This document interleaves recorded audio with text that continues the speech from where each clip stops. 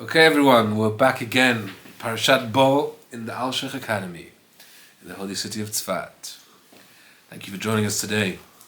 And we will be continuing the Torah Moshe, the Alshich Academy. May we be zocher to connect to the holy soul of Moshe Alshich and reveal the secrets of Torah that he wants to share with us about the story of Paro and Moshe's warning of the upcoming plagues. So we have a situation where the servants of Paro are broken already, and they've lost their defiance. The political establishment is already losing its patience, and Paro, he was the only one that remained strong, because he's the leader. The leader had to remain strong, and Hashem wanted him to remain strong. And it's interesting that we mentioned earlier that the 7 makot that exist in the first Parshat Ve'era are the makot of the 7 lower sfirot, and the top 3 sfirot are the makot corresponding to the head. So the Sfat Emes explains, interesting thing, he says that why were the servants already prepared to let the Jews go? Because the servants are part of the body. They're like the executive branch. Like they're not the chief. Paro was the head. So all that was left, the body, the part of the Egyptian hierarchy that was the part of the Egyptian hierarchy that was carrying out things, which is the Eved, the servants, that was already broken down. They had no opposition already. Only what was left was the head. That was Paro himself. So we already see the stage we're holding in, that the servants are prepared to go to submit. It was only the top 3, which is Paro, and that's why he himself actually had even more strength now, because all of the strength of Mitzrayim was now only in the head. So Moshe says, referring to the specific wording that the servants of Paro said, until when will this be for us to a mokesh, a stumbling block? What's he referring to when he says this? Ki siman datzach haya al metziuto yitbarach. So as we learned last time, that the tzach, the first set of 3 makot, was in order to establish an awareness of the existence of Hashem. Va'adash, and the second set of 3, was to establish ikar heyoto Elohei ha'ivrim, to establish the fact that Hashem is the God of the chosen people, the Hebrews. Shebahem hifla b'Mitzrayim and ben Yisrael. These 3 makot, there was a specific mention on importance of the fact that there was a discrepancy, a difference made between the Jews and the Egyptians. Ume'abarad itchil b'shlishi. The third set started from Barad, which the purpose of this set of makot, hu lahodia she'im hayoto Elohei Yisrael, even though Hashem has chosen the Jewish people as his nation, that doesn't mean that he doesn't have something to say to the Mitzrim. Mistarer al Paro machricho l'shaleach. He's still able to tell Paro what to do as well. V'hinei Moshe amar elav ad matai me'anta le'anot kimfurash l'mala. What's he saying? He's saying that you're not accepting that Hashem is sovereign over you as well. Ki kvar itchila makah achat shel barat. So Moshe was asking Paro, how many makot do you need in order to accept this truth? So now we're saying that's what the Paro's servants were saying as well. Ad matai yiyazeh. What does it mean, zeh? This truth that you're not accepting, how long is this truth gonna take for you to accept? Are we gonna have to wait for more makot? Are we gonna have to go through another 3 makot to get till you chap this truth? Ha'im tamtin ad bo gam makar achirot? Or are you gonna realize? Are you going to see the future? Are you going to be able to predict what's happening and realize from the history of what's been happening now how this is going to end, and quit while you're ahead? V'hinei ki makat tatzach hadash hayta maka b'mayim u'ba'aretz u'b'mikneh. The beginning, the first 6 makot were focused on the financial industry of the Egyptians and their food industry, right, which was their river, the animal, the livestock. So it was focusing not on the human. There was no human threat. Ach min ha-barad v'hala, from the barad, yitchil ba'anashim. He was already focusing, targeting the humans. Ach b'shituf, it wasn't only humans. Why? Ki ha-barad hika ba'adam, uba be'ema umazon. Barad hit indiscriminately humans, animals, and trees and food.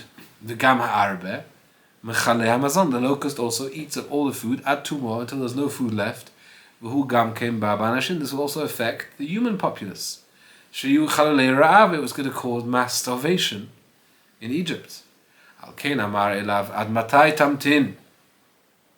Until when are we going to wait? Ki alo me'ata yeh ha'ikar hazeh lanu lemokesh. Until now, the makot were only affecting the Ministry of Finance and the Ministry of Food and Drug Administration.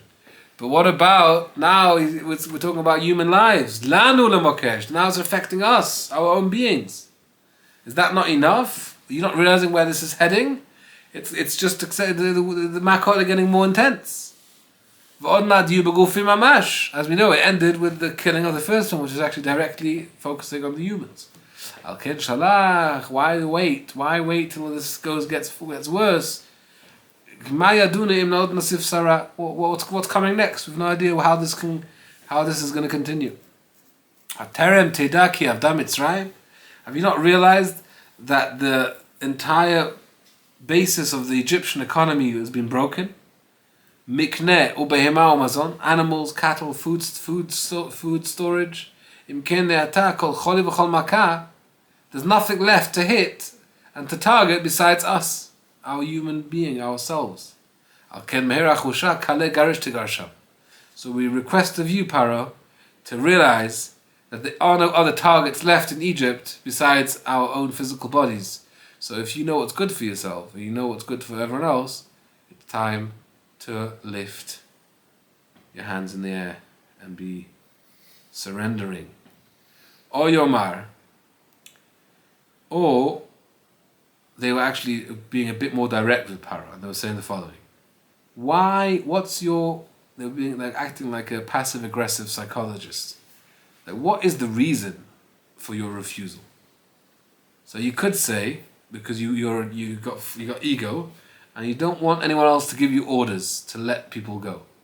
The reason you're refusing them to go, you don't let them go. You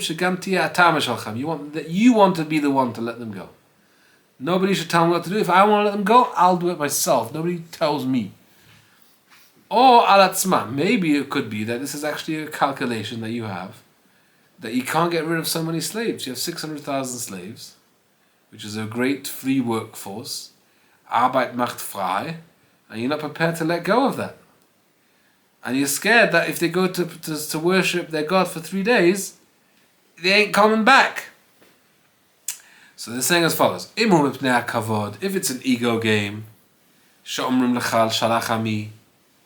if that's the problem, that you don't want to let them go, you want to be the one, how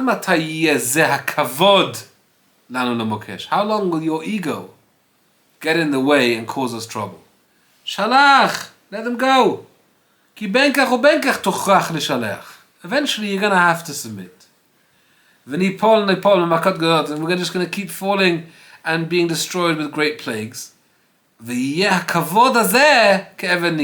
they're telling him, until when will your ego, your honor, your fake sense of pride cause us to break down like this?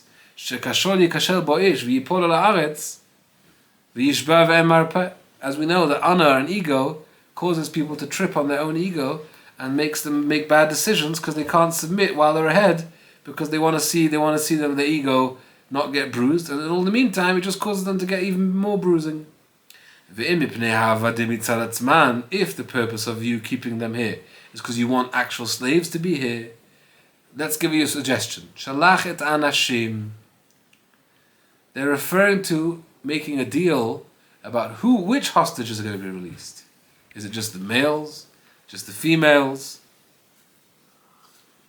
And if you force them to only let the males go, and they're going to leave their wives and children here, then you have collateral, you have an insurance policy that they're going to come back. So now you're going to tell me that I can't suggest that only the men go. They asked for everybody to go. You can't just leave some hostages behind. Tell them, if you are honest about the fact that all you want to do is go and serve Hashem in the desert and bring korbanot, women are not going to sacrifice animals. So what are they saying? They're telling Paro, Shalachet anashim, send the males, because ve'avdu et Hashem. All they're asking for is to serve Hashem, which only males do, at least when it comes to sacrifices. Ve'im hu shetit yareh shekamo shasu kol anashim yasu achar kach gam kol anashim v'taf. If you're worried that if the men got away, then the women and children will also just leave. V'titrukana aretz, and you'll lose your slaves. Halo gam zeh tov lacha.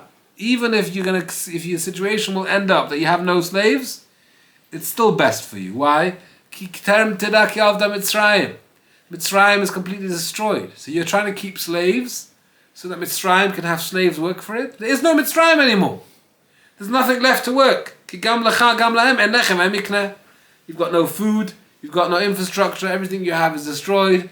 So what's the point even of having all of these people as slaves when the country is basically non-existent? This was actually the suggestion that his ministers gave to him to start negotiating about who's leaving.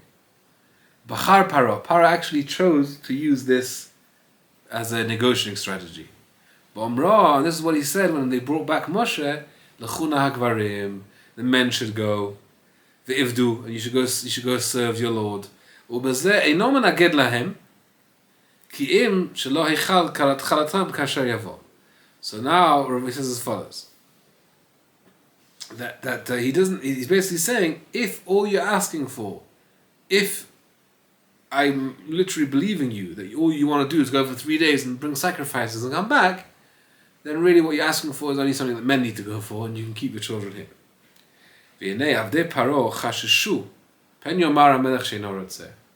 So the ministers here acted a little bit out of line, out of fear that Paro is going to refuse to negotiate. So what did they do? Vasuba arma. They acted slyly. They acted cleverly. What did they do? Ki terem yaneh melech, before the king even had a chance to respond to their suggestion, they acted on their suggestion. Heshivu et Moshe v'Aaron Paro. Those ministers that had the claim to Paro that it's time to sit down at the negotiating table, they themselves, before waiting whether Paro exists or whether Paro agrees to them or not, they just went ahead and took the initiative and called Moshe back and said, we're ready to negotiate. Ke'ilu pashut b'neihem, as if they were so certain that was their game they played with Paro. It was like, yeah, we're obviously saying things that make sense, so you obviously are fully a sensible person, so you're going to agree with us, so let's just go ahead and do it. So that the king doesn't back out. That Moshe didn't even leave the room yet. All of this interaction happened as Moshe was leaving the chamber. So they just said, Moshe, just, come back, we've got something to tell you. And he came back to Paro because Paro was the only one he actually had left already. The servant he was still in front of. And now we're going to learn some sly bargaining, haggling tricks from Paro. Paro starts off, Moshe, come back. Okay, so let's talk about business. Mi v'miya holchim. Who's going? Who's on the celebrity list? Klomar, ki la'avod et Hashem, lo hakol ru'uyim. Not everybody goes to serve Hashem and to bring sacrifices. Not every Tom, Dick and Harry is now become a Kohen Gadol. Ki im gedolei ha'eichut. Only really quality people. Unique people. Klomar, v'al ken baru lachem anashim reshumim. Make a VIP list of worthy individuals who will represent the nation as the servants of God and bring the sacrifices. So take some rabbis, some kohanim, maybe some musicians, some political figures, whoever you want to take with. As actually in Hebrew, there's an expression, kol hami vami, like anybody who's anybody, right? Like anybody's worth it. So this is probably where it comes from. Right? Parah is saying, mi vami ha'olchem. Who's the mi vami? Who's like the important people that you're going to take with? So why was he starting with such a small list? Parah was using a classic haggling technique that people that do commerce use. They offer a very low price. They're prepared to give a way higher price. But you start off with a small opening offer in order to get to a middle ground with the seller. Paro's point was to get to a place where he is agreeing for all the men to go. But he started off by saying, even just from the men, only a few should go. So that when Moshe says, we want everybody to go, which he knew Moshe's position was everybody to go, he'll say, you know what? I agree, just the men. That was his technique. I agree to make some concession. Okay, not just a VIP list, but all men, but only men. So he's saying, so the question, one of the big questions in this pasuk is that it says, Moshe said, I want to go with my children, with my daughters, with my males, with my females, with my olders, with my youngers, everyone should go, and sheep should go, and everything should go. So what does Parah say? No, only men are going. Why? That's what you're asking for. What do you mean that's what I'm asking for? I just told you what I'm asking for. I'm asking for everybody to go. But Parah is saying, I know how this works. You're negotiating the other way around. You will also agree really that only the men should go. You're just asking for everybody to go so that because you're trying to start with a very high offer the other sides, so we can be in the middle. So let's just meet in the middle and all the men will go. He said after this exchange, Parah was like, you know what? That's it. I gave my position. I've given you my negotiation deal. That's it. We've done. We've called in the Qatari mediators. Everybody's put their extreme position on the table, and there's nobody agreeing. There's no middle ground. Everybody's just stuck in their place. It doesn't say mipnei paro. So now he actually left the room completely, and he didn't just leave the beginning of the room like last time. So now, what does Moshe say? This is going back to what Moshe told Parah. He said as follows: Binareinu ubiskanenu nelech. We will go with our youngsters and our elders. Bibanenu benatenu betanenu karenu, with our sons, our daughters, and our sheep and our cattle. Nelech, we will go. So there's a double use of the word nelech. Why does it say nelech twice? So Ramosh is going to tell us an interesting explanation. So now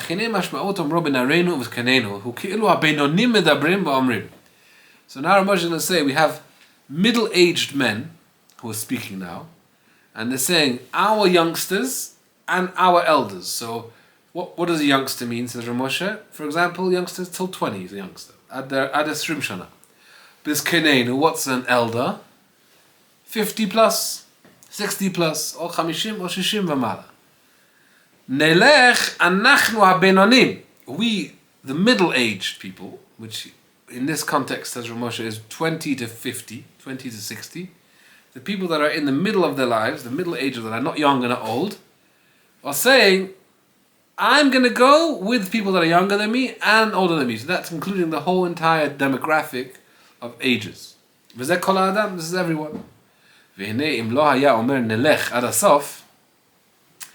It needs to say nelech on this stage. Haya nireh shekamo she'amar b'nareinu v'zkanenu.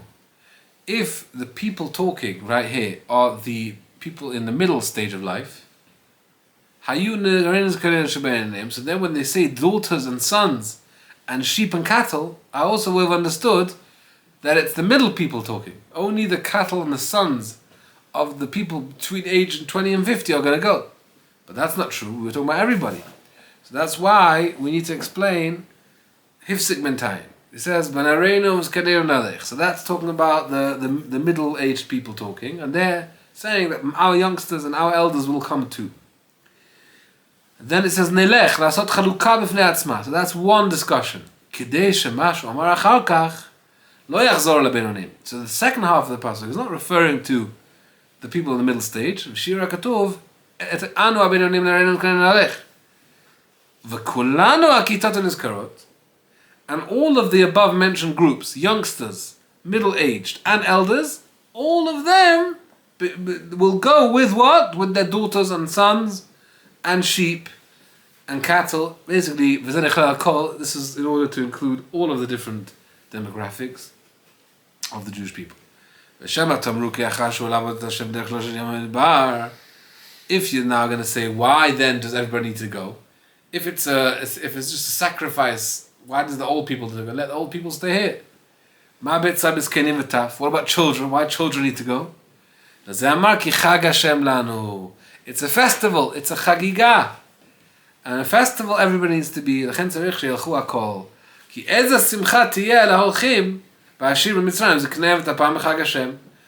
of festival would it be if your family members, your grandparents and the grandchildren, nobody's there? So it's not a real chag.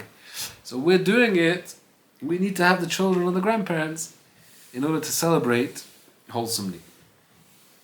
והשיב פרעה ואמר יהי כן, כלומר, הנה בשם השם אמרתם שלח עמי ויכול גלים במדבר. Originally, when you came to me with your request, you only requested to leave Egypt in order to go to the desert to have a festival for Hashem. הנה כי איננו חפץ רק לחוג ולזבוח. The main point is to do a chag and have korbanot. ואין זה תלוי בתך. This is something that you don't need children to come for. באופן שאני אומר לכם, יהי כן השם עמכם, כאשר אשלח גם את אפכם. I'm not going to let your children go. Why? Because I don't believe that that's what Hashem wants. I think you're trying to add now on the initial request of Hashem, which was only to let elders go. אך ראו בזה שאתם שואלים יותר על מה שרצונו. The fact that you're asking more than what it seems is Hashem's will, says Paro, כי אין נגד פניכם לחוג את חג השם. You're not going actually to serve Hashem. כי אם לעשות רעה, שהוא לברוח, your intention really is to escape. ותואנה אתם מבקשים, you're really trying to use this as an excuse. וזהו כי רעה נגד פניכם. You are trying to do bad. Now I'm acknowledging that Hashem wants you to go to a festival. But that festival doesn't need children. The fact that you're asking for children means that I agree, I'm with Hashem. You're the problem here. But you want to take the children, even though Hashem said that He's going to take us with. He's going to take us just for 3 days. Amru Rabbeinu, the Midrash says, Ki ra'a neged penechem hu kochav mar'eh dam neged Israel. There was an evil star that was called Ra'ah that Paro saw in his stargazing that was going to cause trouble to the Jews in the desert. Well, Pidivrem elu yomar masha amarti hi chen Hashem machem alot amru ki hinei ad ko Hashem imachem v'lo imi. So Paro is saying that I think Hashem's going to be with you with this star, and this star is going to cause you trouble, and it's not going to be on your side anymore. Oyamar lefi darkam she'amar hayitachem ki yihi chen Hashem imachem b'lechtechem bli taf kasher b'shalchi tapchem. You think that you're going to get away with going with the children? Ki Allah ra'u ki chochav Ra'ah mared dam neged penechem. There's this evil star that's showing blood. V'gam she'asadachem nes lo tifteru b'lo klum. So I'm actually giving you a suggestion here, that I know that the desert holds bad news for you. So I want to give you an insurance policy. If you want to survive, keep your children here. That way, at least if you all die, the children will remain safe. כי יכבדו עליכם ויסתכנו עטף. מה גם אם הוא דם חרב רבים לוחמים? So he says also, what kind of evil event is going to happen? Is it going to be a foreign nation that's going to come to fight you? If you don't have children, that's going to be a way better situation, so you can fight them back. If you have children, that's going to bog you down and you won't be able to properly fight. So even though Hashem is with you, you don't really need natural ways of fighting. But obviously it's always better to have nature on your side as well. Because otherwise you won't need so much zechut. If the only way to overcome the problem is with something above nature, that would need great merits. So rather it would be better for you to go head out into the desert, to go without children, אלא גברים בלבד. בשיעור הכתוב, כמטמיע ואומר, האם יהיה כן השם עמכם? Do you think that Hashem will be you on the same level that He is with you now? כאשר הוא אתה פה, כאשר שאלתכם את אפכם. If I send you children, no, if I send you children, things will go downhill. והעניין הוא כי ראו כי כוכב רע נגד פניכם. It's better to go out without your children because of this negative star.